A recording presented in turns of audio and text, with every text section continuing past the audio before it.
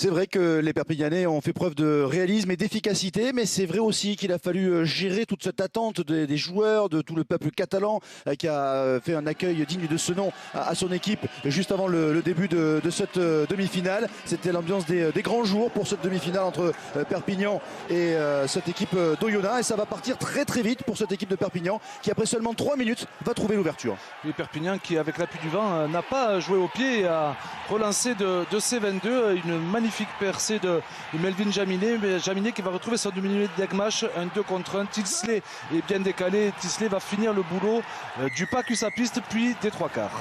Le 7e essai cette saison de Georges Tilsley, l'ailier catalan qui marque le premier essai de ce match, qui permet donc à Perpignan de prendre cette demi-finale par le bon bout et de mener 5-0 après seulement 3 minutes de jeu. Une équipe de Perpignan qui attaque très fort cette rencontre, puisque dans la foulée, quasiment 6 minutes plus tard, les Catalans vont retrouver encore une brèche dans la défense d'Oyonnax avec un deuxième essai marqué par Sadek Degmash. Point de fixation de Geronimo de la Fuente. La défense d'Oyonnax est en surnombre. Vola contourne, échappe au plaquage de Phoenix Batti. Il est repris dans un second temps. Il arrive à servir Degmash, toujours à l'affût. Lui qui n'avait pas joué depuis 2 mois vient inscrire le deuxième essai de l'USAP, alors que l'USAP était dominé territorialement. Ça fait 12-0 pour cette équipe de Perpignan dans ce début de match. Après seulement 9 minutes, il y aura même 15-0 en faveur de Perpignan, grâce notamment à ce garçon qui a été la révélation de la saison et qui a allumé la première mèche, on va dire, dans ce match. Oui, 6 semaines sans jeu pour Melvin Jaminet. On l'avait vu très inquiet avant ce match, savoir s'il pouvait tenir sa place sur le terrain. C'est lui qui a allumé les brèches dans la défense d'Oyonnax. C'est lui qui a fait la différence de par ses courses chaloupées, par son envie de déplacer le ballon et par sa longueur de jeu au pied. En revanche, du côté d'Oyonnax, dans ce début de match, on a vu qu'on a vu la blessure de Ourzake, les Oyonnaxiens qui ont loupé trop de plaquages et qui ont trop subi. Oui, les Oyonnaxiens que l'on attendait dans le défi physique qui se sont un peu ratés dans l'engagement. Ils ont perdu leur duel et l'USAP en a profité. Et pourtant, malgré cette entame de match, tout à l'avantage de Perpignan et ce déficit du côté d'Oyonnax, eh bien, les Oyonnaxiens restent au contact grâce notamment à la botte de Lionel Boxis, mais des Oyonnaxiens aussi qui ont manqué de réussite, notamment sur cette occasion avec Théo Millet qui va aplatir, mais l'essai sera refusé. Ça paraît très limite. Oui, monsieur Brousset qui était bien placé et qui signale que lui, il a vu le ballon aplati sur la ligne, qui n'accorde pas cet essai à Oyonnax qui aurait pu changer la physionomie de la première mi-temps.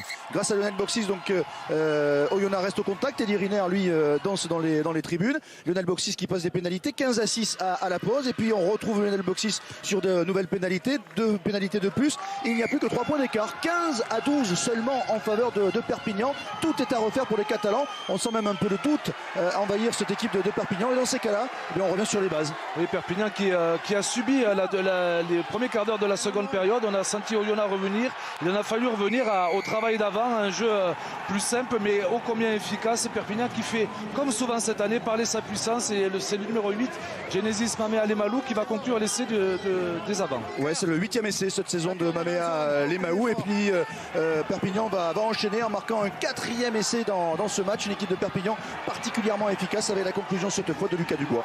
Il a encore, suite à une percée de Mamea Lemaou, les 3 quarts enchaînent et on arrive à décaler Lucas Dubois fraîchement entré pour inscrire le dernier essai du SAP qui va sceller le sort de la rencontre.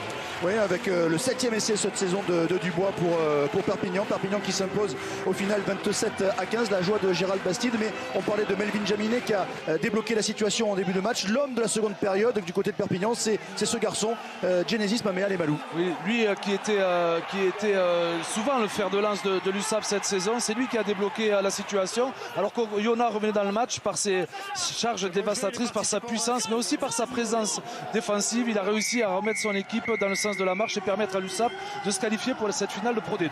Oui, une victoire 27-15 donc face à Oyonnax. La joie du public et des joueurs de Perpignan. Perpignan qui remporte cette demi-finale et qui, comme en 2018, se qualifie pour la finale de cette Pro D2.